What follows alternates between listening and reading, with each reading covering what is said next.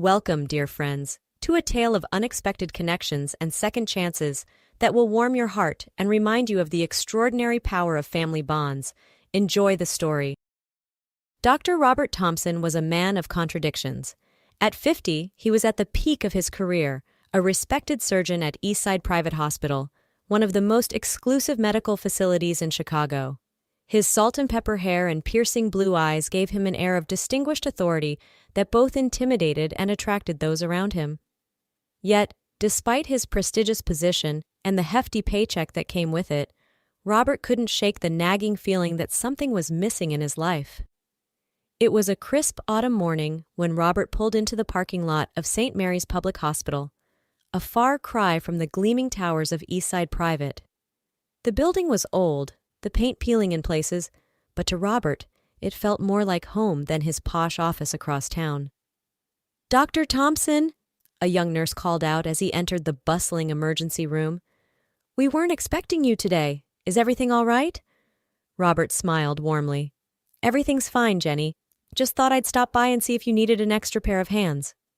Jenny's face lit up. "Oh, thank goodness. We're swamped today. There's a patient in bed 3 who could really use your expertise." As Robert made his way to bed 3, he could feel the eyes of the other doctors and nurses on him. He knew what they were thinking. What was a hotshot private surgeon doing slumming it in a public hospital? But Robert didn't care. This was where he felt he could make a real difference. The patient in bed 3 was a young man named Carlos, his face contorted in pain from a badly infected appendix. "Don't worry, son," Robert said reassuringly as he examined the swollen abdomen. "We'll have you fixed up in no time." 3 hours later, Robert emerged from the operating room, tired but satisfied. Carlos would make a full recovery, all because Robert happened to stop by on his day off. As he was washing up, Dr. Patel, the head of surgery at St. Mary's, approached him. "Robert, I don't know how to thank you. You probably saved that boy's life today." Robert shrugged off the praise. "It's nothing really, I'm just glad I could help." Dr. Patel shook his head in amazement. "I don't understand you, Thompson. You could be lounging by a pool somewhere, counting your money. Instead, you're here, working for free. Why?" Robert's eyes took on a distant look. "Because this is what being a doctor is all about, Patel. It's not about the money or the prestige. It's about helping people who need it most." As Robert drove home that evening, he couldn't help but feel a sense of fulfillment that had been missing from his work at Eastside Private. But little did he know, his life was about to take a turn that would challenge everything he thought he knew about himself and his past. The following Friday started like any other day for Robert. He arrived at Eastside Private Hospital at 7 a.m. sharp, his crisp white coat a stark contrast to the designer suits of the administrators he passed in the hallway. He had a light schedule that day, a routine gallbladder removal and some post-op checkups. Nothing he couldn't handle in his sleep. As he settled into his plush office, his secretary Amanda buzzed in. "Dr. Thompson, there's a call for you on line 2. It's Dr. Harrison, and he says it's urgent." Robert frowned. Dr. Harrison was the head of his department, and urgent usually meant trouble. He picked up the phone, bracing himself for bad news. "Thompson here. What's the situation, Harrison?" Dr. Harrison's voice crackled over the line, tension evident in every word. "Robert, I need a huge favor. We've got an emergency case at Pinewood Community Hospital, about an hour outside the city. Young woman, 23 years old, pregnant with triplets. She needs an emergency C-section, and their surgeon is out with the flu." Robert's mind raced. Pinewood was a small rural hospital, barely equipped for routine procedures, let alone a high-risk delivery like this. "What about Dr. Keller? Isn't he on call for emergencies?" Harrison sighed heavily. "Keller's still green, Robert. This is too risky for him. We need your expertise. I know it's a lot to ask, but—" "I'll do it," Robert interrupted, already reaching for his car keys. "Have them prep the OR. I'm on my way." As Robert sped down the highway, his heart pounding with a mix of adrenaline and anticipation, he couldn't shake the feeling that this wasn't just another emergency call. Something about this felt different, almost fateful.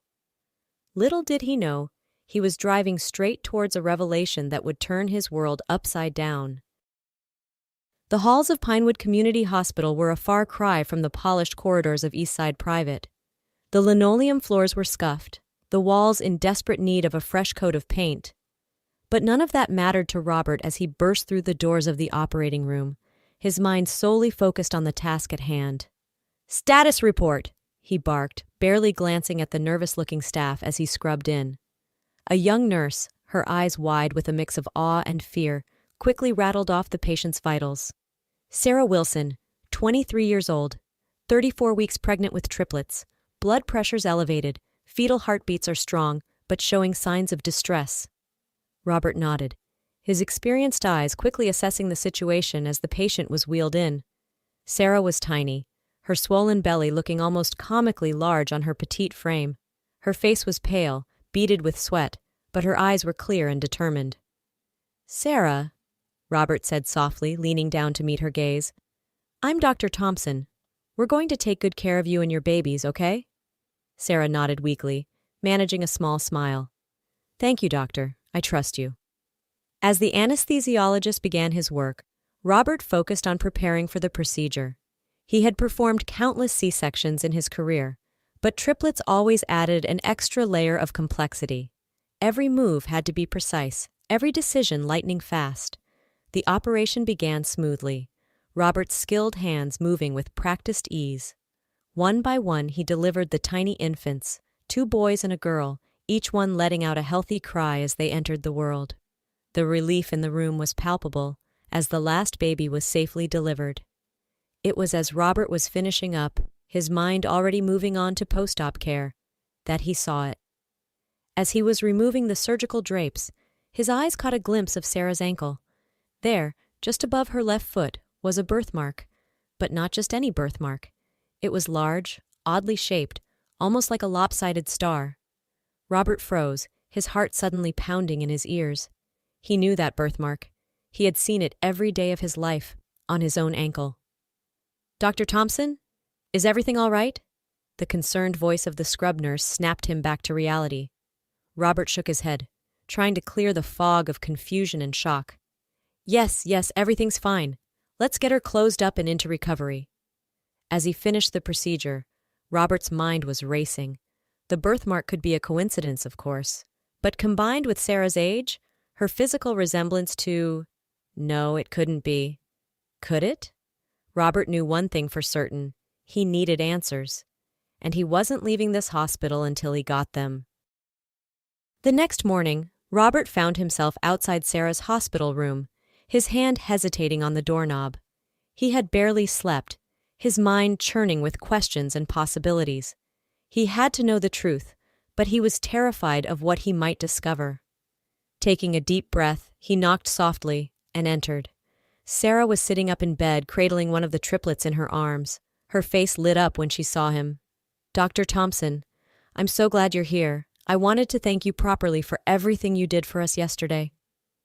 Robert managed a smile, trying to keep his voice steady. "It was my pleasure, Sarah. How are you feeling?" As they talked, Robert's trained eye couldn't help but notice the little details, the shape of Sarah's nose, the way her eyes crinkled when she smiled. It was like looking at a ghost from his past. Finally, he couldn't hold back any longer. "Sarah, I hope you don't mind me asking, but do you know much about your birth parents?" Sarah's smile faltered, confusion clouding her features. "My birth parents? I was adopted as a baby. I don't know much about them. Why do you ask?" Robert's heart was pounding so hard he was sure Sarah could hear it. "I noticed a birthmark on your ankle during the surgery. It's identical to one I have." Sarah's eyes widened. "What are you saying, Dr. Thompson?" Robert took a deep breath. "Sarah, I think there's a possibility that I might be your father." The words hung in the air between them, heavy with implication. Sarah's face went through a range of emotions: shock, disbelief, hope, fear. "But how?" she finally managed to whisper. Robert sank into the chair beside her bed, his legs suddenly feeling weak. "About 24 years ago, I was in love with a nurse named Anna. We were young, just starting our careers. My parents, they didn't approve. They forced us apart. I never knew." Sarah's eyes filled with tears. Dr. Thompson. Robert, I don't know what to say. It's overwhelming. Robert nodded, fighting back his own tears. I know. And I'm sorry to drop this on you, especially right now. But I had to tell you. We need to know for sure. Sarah was quiet for a long moment, her eyes fixed on the sleeping baby in her arms. Finally, she looked up, determination replacing the shock in her eyes. You're right. We do need to know. What do we do now? Robert squared his shoulders. Now, we get a DNA test, and we pray for the truth, whatever it might be. As he left Sarah's room, Robert felt like he was walking in a dream. In the span of 24 hours, his entire world had been turned upside down. But as he looked back at Sarah, surrounded by her newborn triplets, he couldn't help but feel a spark of hope. Maybe, just maybe, he had found the missing piece he'd been searching for all his life. The next few days passed in a blur for Robert. He had taken an emergency leave of absence from East Side Private, citing a family crisis. It wasn't far from the truth. He spent most of his time at Pinewood, helping Sarah with the triplets and getting to know her better. Every conversation, every shared laugh, only served to strengthen Robert's conviction that Sarah was his daughter. But he knew they couldn't rely on feelings alone. They needed proof. On the third day after the birth, Robert collected DNA samples from himself and Sarah. He sent them off to a private lab he trusted, calling in a favor to get the results expedited. How long will it take? Sarah asked nervously as Robert returned from the hospital lab. A couple of days, maybe 3, Robert replied, trying to keep his own anxiety in check. I've asked them to rush it. Sarah nodded, her eyes distant. What happens if it's true? If you really are my father? Robert sat down heavily in the chair beside her bed. I don't know, Sarah. I guess that's up to you. I've missed out on 23 years of your life. I'd like to be a part of it now, if you'll let me. But I'll understand if you need time or space. Sarah reached out and took his hand, squeezing it gently. I'd like that too. It's funny. I've always felt like something was missing. Maybe this is it. As they sat there, hand in hand, Robert felt a sense of peace wash over him. Whatever the test results showed, he knew his life would never be the same. But their moment of tranquility was short-lived. A commotion in the hallway caught their attention, and suddenly, the door burst open. A young man stormed in, his face a mask of anger and determination. Behind him, a harried-looking woman in expensive clothes tried to hold him back.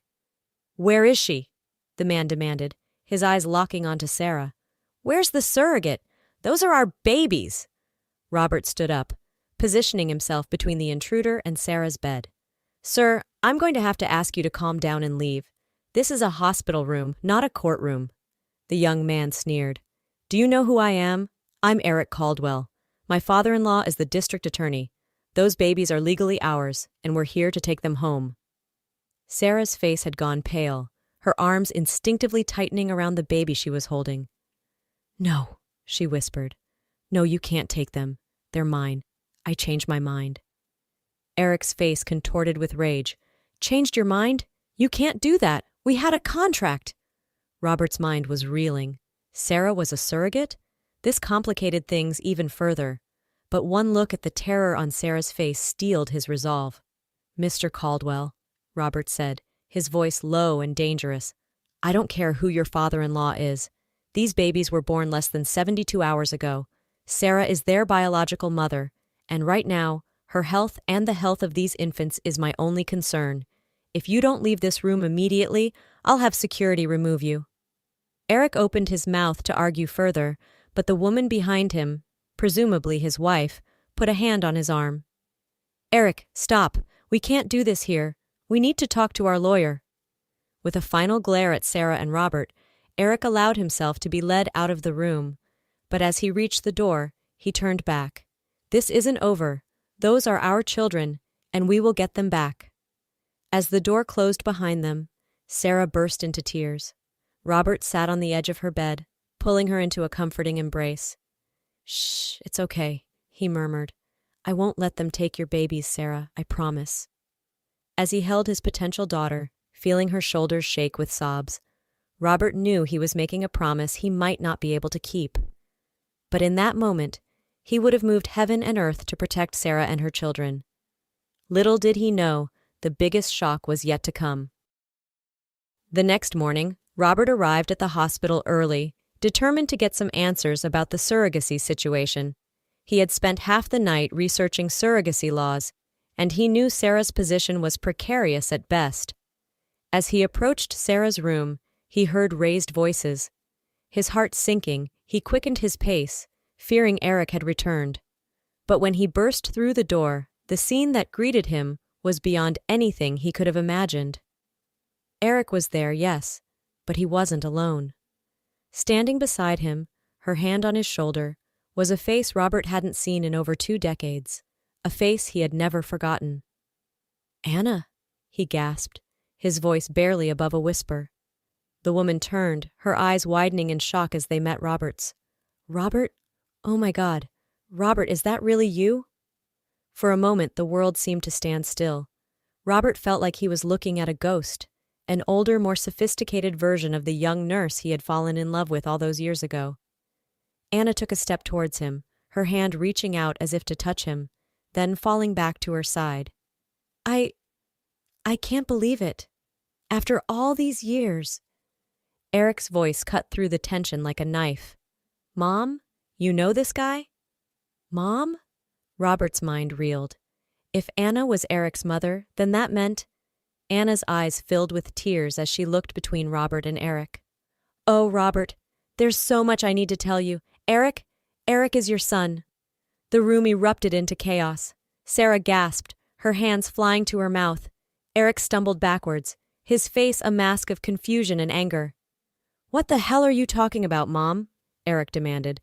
"Dad died when I was a kid. You always said—" "I know what I said," Anna interrupted, her voice trembling. "And Frank was your dad in every way that mattered. But biologically, Robert is your father." Robert felt like the floor was tilting beneath his feet. He groped for a chair, sinking into it as the full weight of Anna's words hit him. "How?" he managed to croak out. "Why didn't you tell me?" Anna's face crumpled. "I wanted to, Robert. God, I wanted to so badly. But by the time I found out I was pregnant, your father had already forced me out of my job. He threatened to ruin my career if I ever contacted you again. I was young, scared. I didn't know what else to do." Robert's mind was reeling. He had a son, a grown son who was trying to take away the babies of the woman who might be his daughter. The irony of the situation would have been laughable if it wasn't so heartbreaking. "So let me get this straight," Eric said, his voice tight with anger. "You're telling me that this guy is my real father? And what, Sarah is my sister?" "Half-sister," Robert corrected automatically, then winced as he saw the hurt flash across Eric's face. "I'm sorry, that's not— Look, we don't know for sure about Sarah yet. We're waiting on DNA test results." Sarah, who had been silent until now, finally spoke up. "This is insane. So you're saying that I might have carried my own brother's babies?" The room fell silent as the full implications of the situation sank in. Robert looked from Eric to Sarah, seeing the same shocked disbelief mirrored on both their faces. His children, both of them, potentially, his children. Anna stepped forward, her eyes pleading. "I know this is a lot to take in, for all of us, but maybe this is a chance for us to be a family. The family we should have been all along." Eric scoffed. "Family? You expect me to just accept this stranger as my father? To give up my children to a sister I never knew I had?" "They're not your children, Eric," Sarah said firmly, her arms tightening around the baby she was holding. "They're mine. I carried them. I gave birth to them. I love them." Robert stood up, his head spinning but his resolve firm. "Okay, everyone needs to calm down. We can't change the past, but we can decide how we move forward from here. Eric, Anna, I think we need to talk. Privately. Sarah needs her rest." As they filed out of the room, Robert paused at the door, looking back at Sarah. She met his eyes, and he saw in them a mixture of fear, hope, and determination that mirrored his own feelings. "It's going to be okay," he said softly, not sure if he was reassuring her or himself. "We'll figure this out." Sarah nodded, managing a small smile. I know we will, Dad. The word hit Robert like a physical blow, filling him with a warmth he had never experienced before. Whatever happened next, he knew his life would never be the same. The next few days were a blur of emotional conversations, legal consultations, and anxious waiting. Robert, Anna, Eric, and Sarah spent hours talking, crying, and sometimes shouting as they tried to navigate the complex web of relationships they had suddenly found themselves in. Eric, initially hostile, began to soften as he learned more about Robert and the circumstances that had kept them apart. I always wondered why Mom never talked much about my biological father, he admitted during one of their talks. I guess now I know why. Sarah, for her part, was struggling to reconcile her feelings about the babies with the newfound knowledge about the situation. I never intended to keep them, she confessed to Robert one evening. I just needed the money for my dad's medical bills, but now I can't imagine giving them up.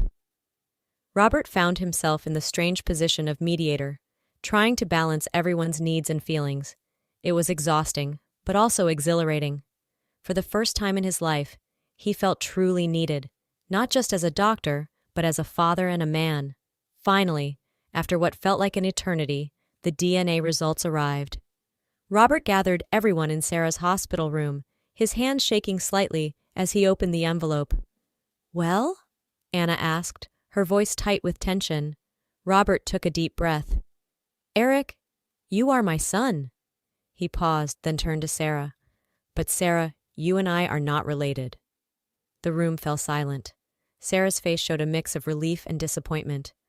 I don't know how to feel, she admitted. Part of me was hoping. Robert moved to her side, taking her hand. Sarah, blood doesn't make a family. These past few weeks getting to know you and helping with the babies.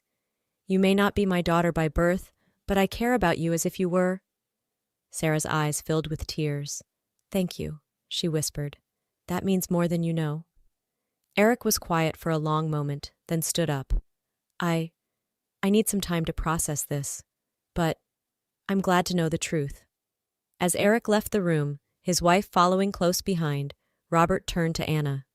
We have a lot to talk about, he said softly. Anna nodded, tears in her eyes. We do, but Robert, I never stopped loving you. All these years I've wondered what might have been.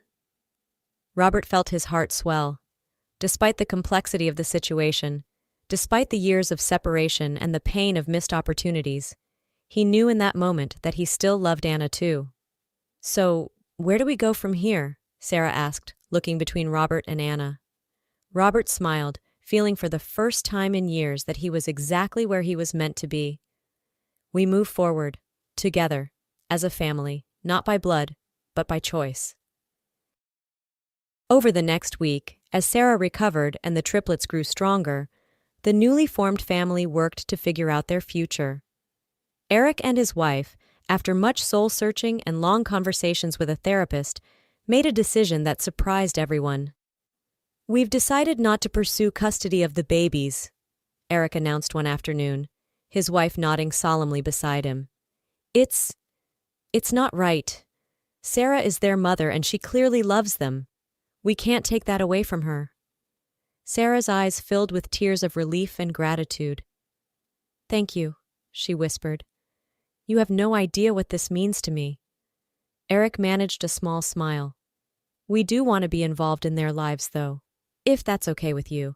As I guess as family friends. Sarah nodded enthusiastically. Of course. You're all part of their story now. Robert watched this exchange with a sense of pride and awe. These people who had been strangers just weeks ago were now working together, supporting each other. It was more than he could have ever hoped for. Anna, who had been quietly supportive throughout the whole ordeal, finally spoke up. I think it's time we address the elephant in the room, she said, her eyes meeting Robert's. Where do we go from here? All of us? Robert took a deep breath. He had been thinking about this constantly, turning over possibilities in his mind. Now, looking at the faces of his newfound family, he knew what he wanted. I want us to be a family, he said firmly. All of us. I know it's not conventional. We're not all related by blood, But family is more than that. It's about love, support, and choosing to be there for each other. I want to try. If you'll all have me." The room was quiet for a moment. Then Sarah reached out and took Robert's hand. "I'd like that," she said softly. "You've been more of a father to me in these past weeks than anyone ever has." Eric nodded, a small smile playing on his lips.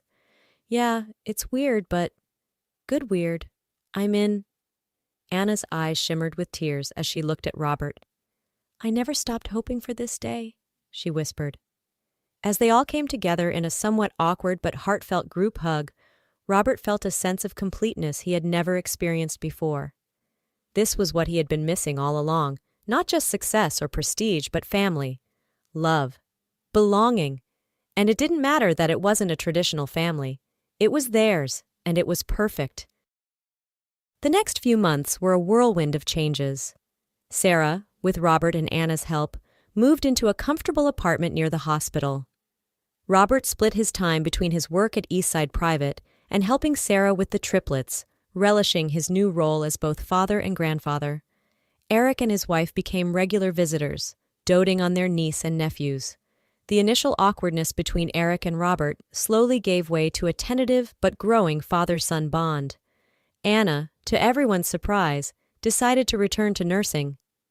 "Watching you all these years, Robert," she said one evening as they sat on his porch, watching the sunset. "It reminded me of why I got into medicine in the first place, to help people."